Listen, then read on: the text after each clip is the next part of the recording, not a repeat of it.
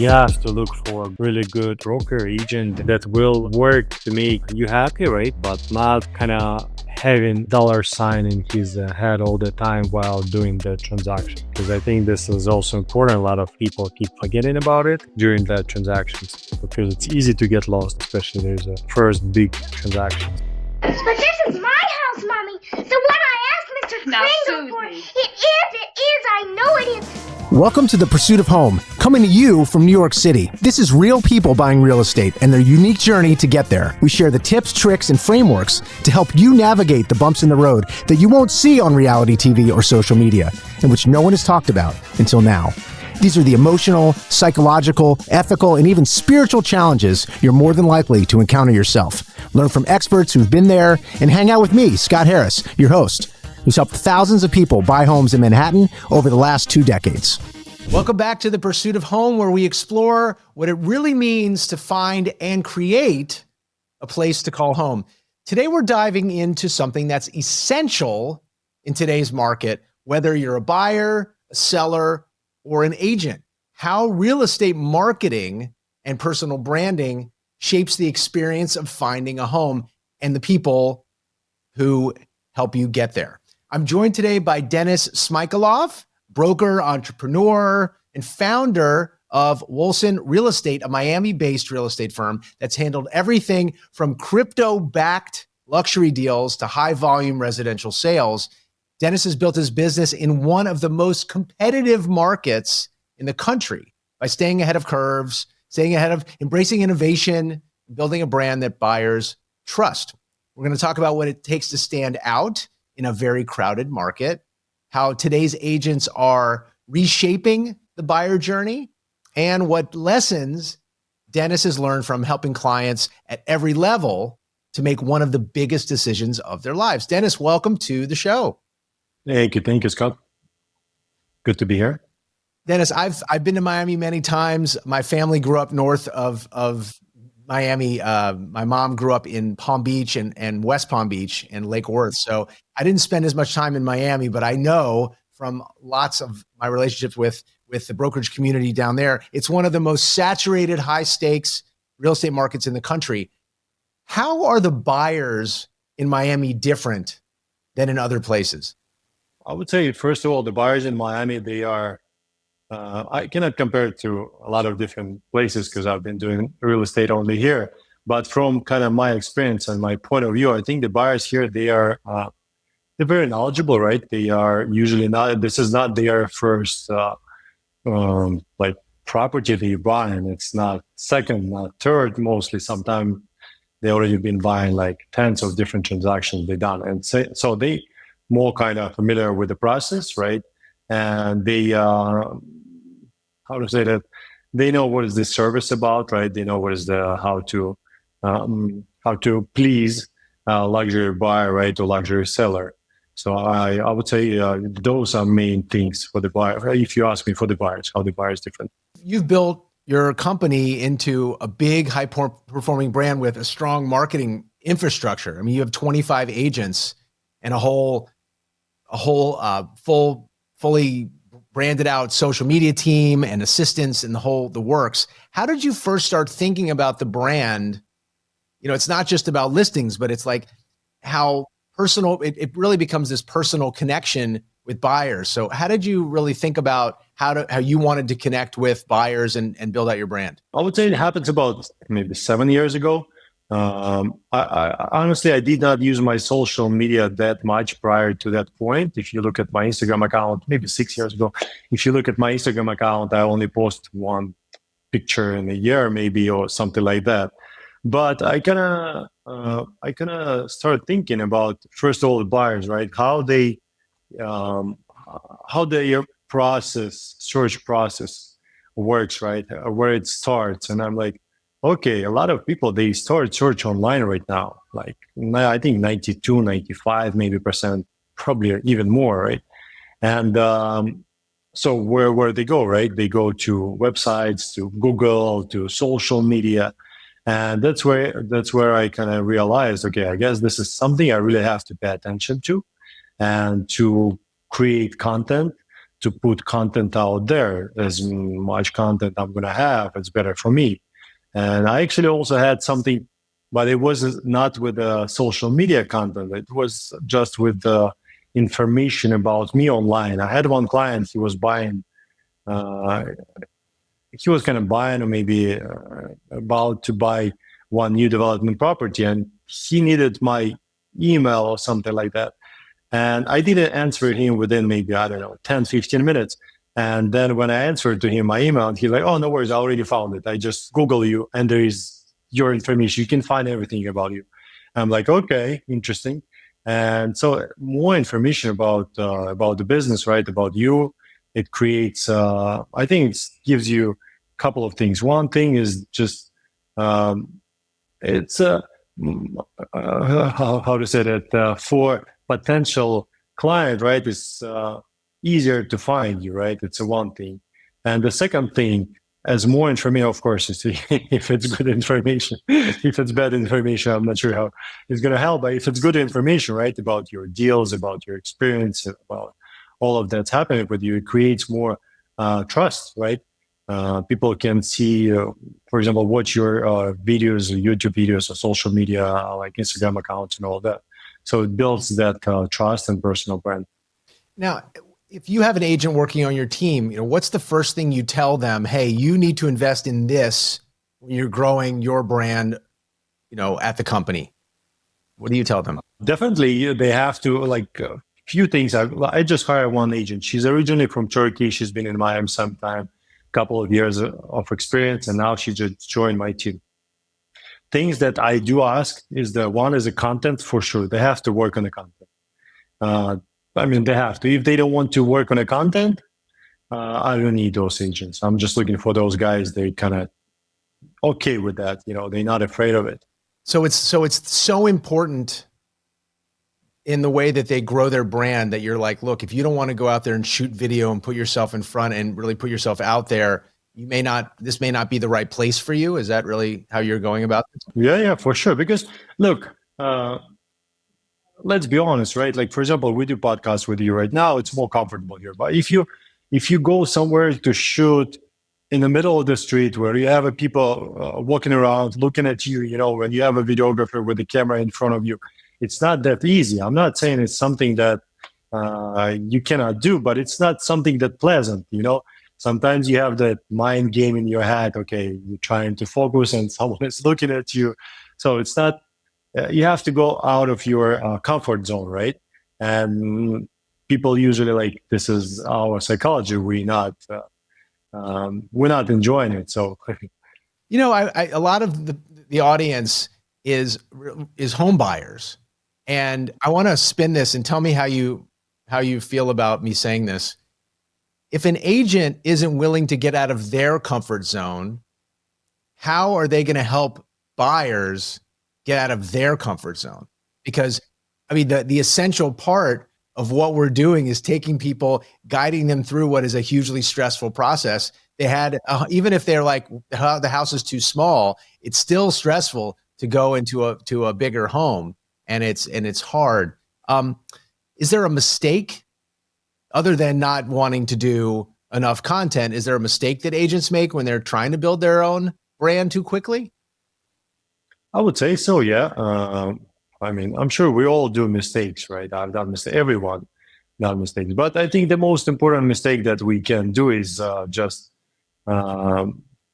doing nothing. When people, they just don't start things. I think if you want to do something, just start it. Just go for it. Don't. I remember when I was starting my videos, I was talking to one guy, and he's like, "Okay, Denis, you gotta start doing videos. You have to do this." I'm like, "Okay, hold on. Let me go and cut my hair. My hair is doesn't look good. Let me cut my hair." Then, I cut my hair, and I'm like, "Okay, I think I need to buy a better camera." And it was like all those things, one after one. He's like, "Man, stop. Just do it. Just put it out there." Just do it. Exactly. Uh-huh. On the other side of a mistake, do you think that buyers, when they show up, you're in Miami, you're presenting these incredible beach waterfront properties.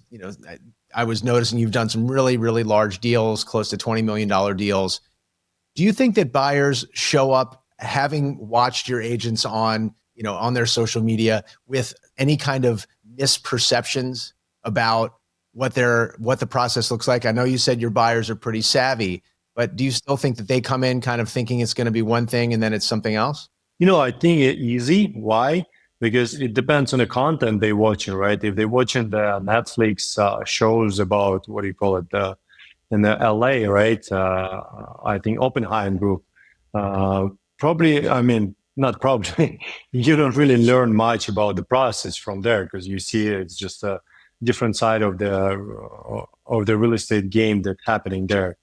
It's more about like a show, right, to get attention of the people. But it depends on the content, because if you create a content and you educate your buyers, right, about the process, you show actual transaction, right, you show step by step what's happening, inspection, closing, and all of that. And if they watch that type of content, of course it's easier for them. But if they do watch something else, then so I mean, if I'm hearing you right, it's kind of like the social media and all the branding is really just to build trust. Here's somebody who's doing real business, somebody that can help me do what I want to do as a buyer or a seller. But then once you get into the nitty gritty, I mean, tell me if this sounds right. It's not like you're doing a lot of educating. Your branding is really not about educating about the buying process. Does that sound right? I would say it depends on the on that person branding, right? I'll give you one of my examples. On Instagram, I had videos where I was talking about the luxury rentals, right? How much you can rent it for, how the process works, and all of that. And then I got a lead from there. He told me that his girlfriend showed him my video where I was talking about the rentals, blah, blah.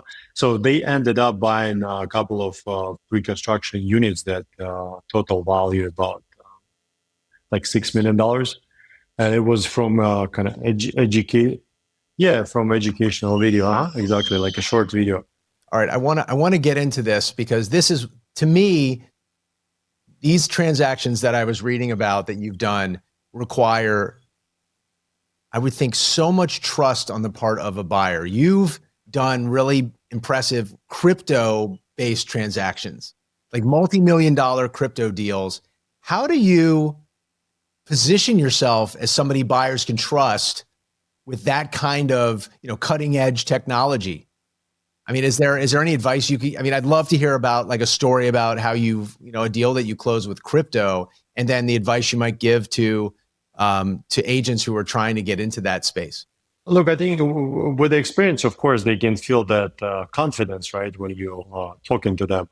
But when I've done my first, so far we did about 50 million, 50, in deals just in the crypto transactions, and tens of them. But when it was my first crypto deal, actually it was a guy from Instagram as well. He sent me a message. He said, "Hey, I'm looking to buy a property, blah blah. Are you able to help me to buy with the crypto?" This was my first transaction. When was this? Probably like 4 years ago. Yeah, about 4 years ago. And then he sent me that question, right? And what was my answer? Of course, yes. Have I done it? No, it was my first time. I'm like, okay, yes, I can do it, but I'll figure out, And then I started Googling, looking for companies that can help me with the transactions, and I found the way. And for the seller, actually, they didn't even know it was crypto transaction. It was just regular transaction. So it wasn't like you had to go, sorry, seller, this guy wants to pay you. It's like the equivalent of, hey, my buyer wants to show up with a suitcase full of cash, which I've only had in 20 years had one time when a buyer wanted to do that, and I said that's not happening. But so you figured out a way to convert it into a form that the seller didn't care. Yeah, that's our job, right? We have to find a solution, right? How to make the deal happen. Miami strikes me as a little flashier than New York, and big personalities. How do you stand out in that kind of a market without trying to like outshine everybody else? Because I mean, I imagine you seem to me like a very solid kind of strategic person. how do you stay true to your own voice when you're marketing in such a flashy environment? Look, I would say, first of all, I guess I have some life experience, right? Not to do things that gonna, how to say that, not going to be, not going to affect my business and life in a positive way in the long run, right? And so far, I know what I want. I know what I'm what works for me. For example, even the way I look, right? I used to dress like in a classic shirt and shoes, like I met with the clients, very kind of professional way, let's call it, right? But then with the time, I realized that I don't feel comfortable in myself. I really do not feel comfortable. And when I put my sneakers on, I even, some of the brokers, they joke, oh, this is Dennis. He's coming in the shorts and he's closing $5 million deals. I mean, of course, usually with the clients, I don't wear shorts, but it depends on the client. With the some, I can afford to do something like that. But in general, I would say, it came with the time, right? To able to hear myself, right? What my, I would say, soul and heart want to, and not to do things that against my inner side. And I imagine that, I mean, you're in Miami, I'm in New York. The cliche is like the Century 21 agent somewhere in the country who has like a gold jacket or a green jacket or something. It becomes like a strange real estate professional outfit. And that just seems so completely crazy to me. You have to wear clothes that you feel confident in.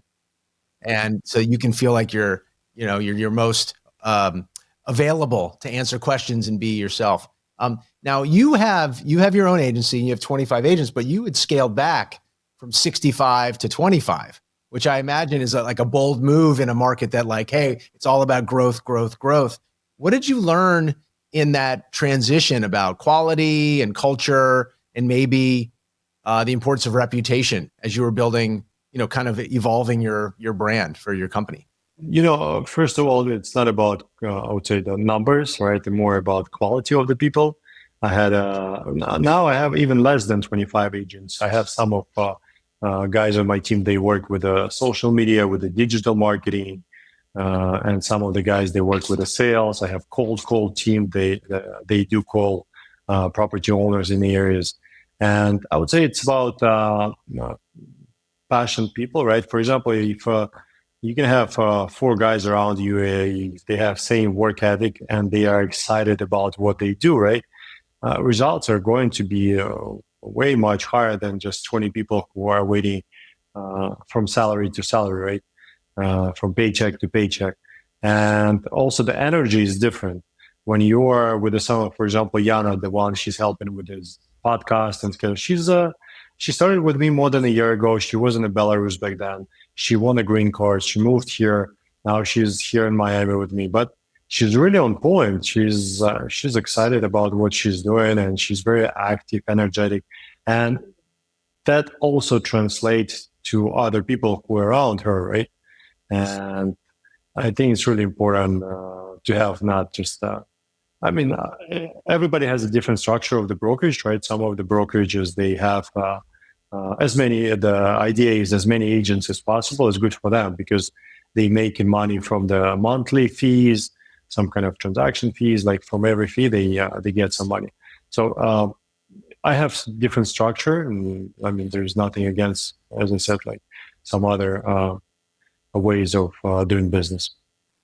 Yeah, so it's quality over quantity.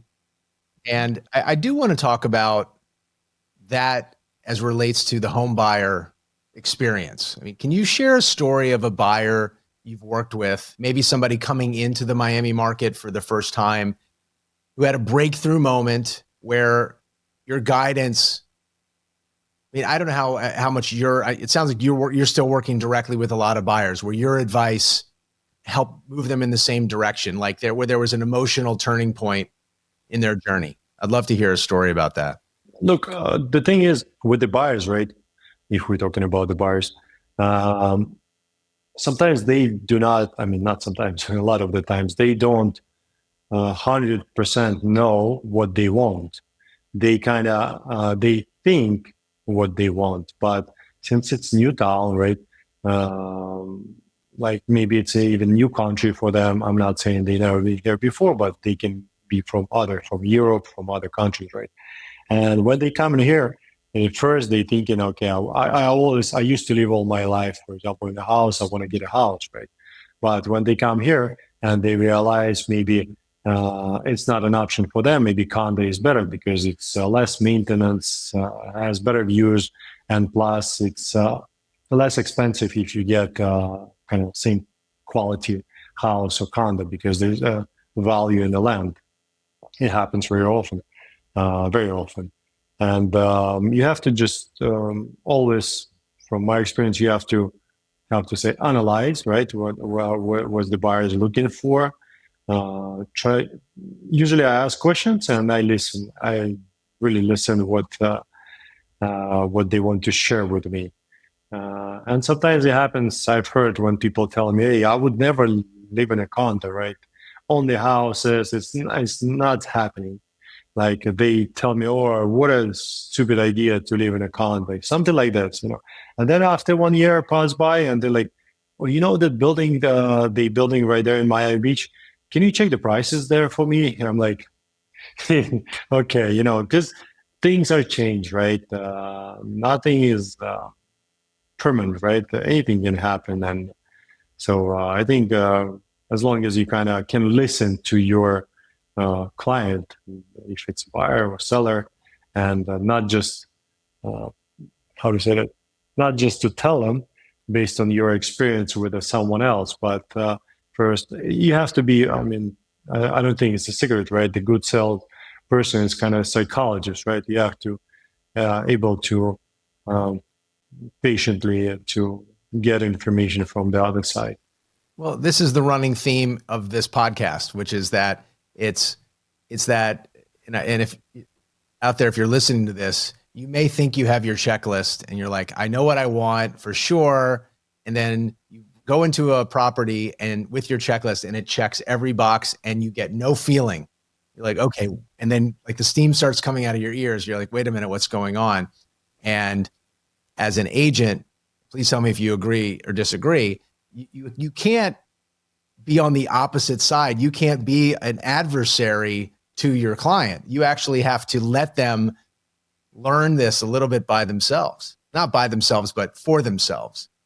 And, you know, and once they're like, oh, actually the condo is the direction I want to go in. You probably knew it. You could feel it happening all along, but you can't, all you can do is kind of guide people in that direction. Does that sound about right? Yeah. All right. For those agents out there listening, you know, they're trying to break through in competitive markets. It's LA, it's New York, it's Miami.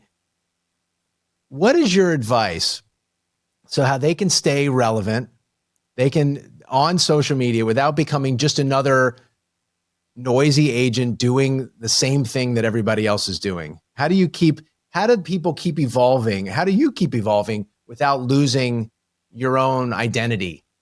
First of all, I would say you have to learn things, right? You have to learn technologies, right? To use tools that out there with AI. That's I think is going to help us a lot to do our business. You have to not to be against those tools and say, hey, I don't know how to use it. I'm not good with the tech. You have to, you know, because this is our business. I mean, you have to figure out if you are the same person. The same person provides same services as other realtor, and you just started. It's really hard to get a business, right? You have to do something different. That's why actually one of the things, right? Why I like to do something new, to try things, crypto, right? When I tell people I do crypto transactions, I have other agents. They do reach out to me and they ask if I can help them to close transactions with their clients, right? And if you just started as the agent, right? I think you just have to put as many hours a day as possible. What I mean by that, for example, when I started my first I remember I used to wake up early morning, probably 6-ish or something like that. From 7 a.m. to 12 p.m. for 5 hours, I've been posting ads on for rent on Craigslist.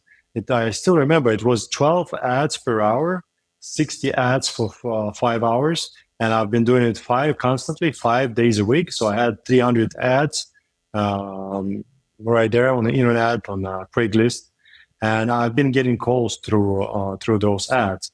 And then with the time, I found then one person, then another one in India for $300, $200 or $300 a month, and they've been helping me. Of course, they were not like they couldn't do it the same way I can do it, but it's different amount of money, and plus I can focus on other things. So you have to delegate as well. But at first, I think you have to be constantly doing things and figure and kind of be accountable, because some people, they think, okay, I've been working a lot today, but in reality, he's like was checking his social media, calling to his girlfriend and some other stuff. And this is, I think, distractions also very important thing that you have to pay attention to. Yeah, I mean, look, it's the job of the home buyers and the clients. They can look at all the social media they want. That's their job. Our job is to create it and be diligent. And I think a lot of agents forget, or they just don't realize that the amount of research and outreach that has to happen to help people buy and sell a home. All right, I have one more question, or a couple more questions for you. After everything you've experienced personally, professionally, over all these years, building this company, from you had as many as 65 agents, now you have a much more cohesive core. What does home mean to you now? Home, look, I'm originally from different country, right? For me, home is that where your family, like for example, like I would say, like even feeling, I came to Miami. First, I came by myself, right? I didn't have anyone here, not my wife, not my daughter, not my parents, my brother. And I felt this is my place, right? I loved it. And I started real estate 13 years ago. And it's been a great journey, right? And for me, Miami, it's really home, since right now, this is the city where I enjoy just being in here, right? Plus, how to say that, I have something to do, right, in my career where I can grow. Plus my family here as well, my relatives, my family. So this is home for me, to answer in my words. Love it. And if you could leave our listeners with one piece of advice that they, as they start or continue their own pursuit of home, what would it be? I mean, if you like put it from how to say that, my professional perspective, then I would say you have to look for a really good agent, broker agent that will work. How to say that in the proper words, that will work to make you happy, right, at the end, but not kind of having a dollar sign in his head all the time while doing the transaction. Because I think this is also important. A lot of people keep forgetting about it, during the transactions, because it's easy to get lost, when especially there's a first big transactions. Got it. Yeah, it's the most important thing, I think, is who you choose. Make sure that you choose an agent that you feel really understands who you are. I couldn't agree more. And also, I would add here as well, if you don't mind, that not to be afraid to talk to a few different people, right? Because sometimes what I do as well, when we work in the new developments, in the different projects, there's in-house agents, right? So pretty much I'm in a position where I bring client to them.